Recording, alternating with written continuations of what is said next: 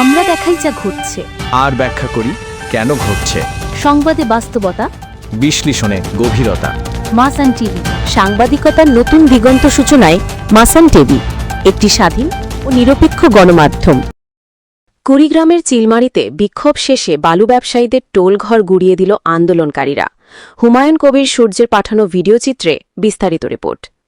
কুড়িগ্রামের চিলমারিতে অবৈধ বালু উত্তোলন বন্ধ এবং ব্রহ্মপুত্র নদ রক্ষায় ৬ দফা দাবিতে মানববন্ধন ও বিক্ষোভ সমাবেশ অনুষ্ঠিত হয়েছে।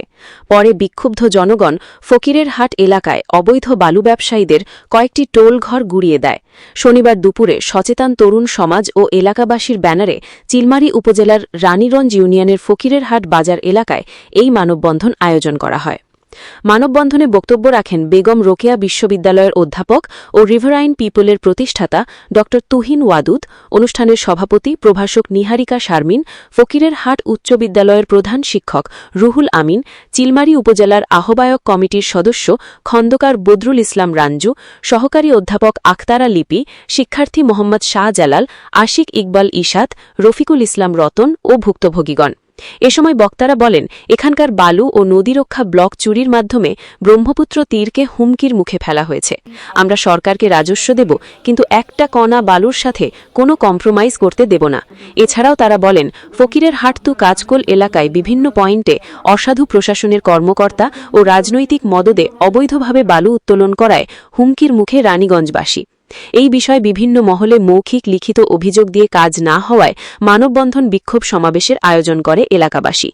আন্দোলনকারীদের ৬ দফা দাবির মধ্যে রয়েছে অবিলম্বে ব্রহ্মপুত্র নদে বালু উত্তোলন সহ পরিকল্পিত ও পরিবেশসম্মত নদী খনন নিশ্চিত করা, ফকিরের হাট থেকে কাজকোল পর্যন্ত ব্রহ্মপুত্রের ডান তীরে টেকসই বেড়িবাঁধ নির্মাণ করা, টি বাঁধ, পিসি ব্লক, জিও ব্যাগ সহ মসজিদ, শিক্ষা প্রতিষ্ঠান ও সরকারি স্থাপনা নিরাপত্তা নিশ্চিত করা, ভাঙন কবলিত পরিবারগুলোকে দ্রুত পুনর্বাসন ও প্রয়োজনীয় সরকারি সাহায্য প্রদান করা, সরকারি সম্পদ আত্মসাৎ, পিসি ব্লক অপসারণ ও অবৈধ বালু উত্তোলনের সাথে জড়িত সিন্ডিকেট ও জমি লিজ দাতাদের আইনের আওতায় এনে দৃষ্টান্তমূলক শাস্তি নিশ্চিত করা এবং পরিবেশ, জনস্বার্থ ও নদ তীরবর্তী জনগণের নিরাপত্তা রক্ষায় প্রশাসনের নিয়মিত, কার্যকর ও দৃশ্যমান টাস্ক ফোর্স ও মোবাইল কোর্ট পরিচালনা নিশ্চিত করা।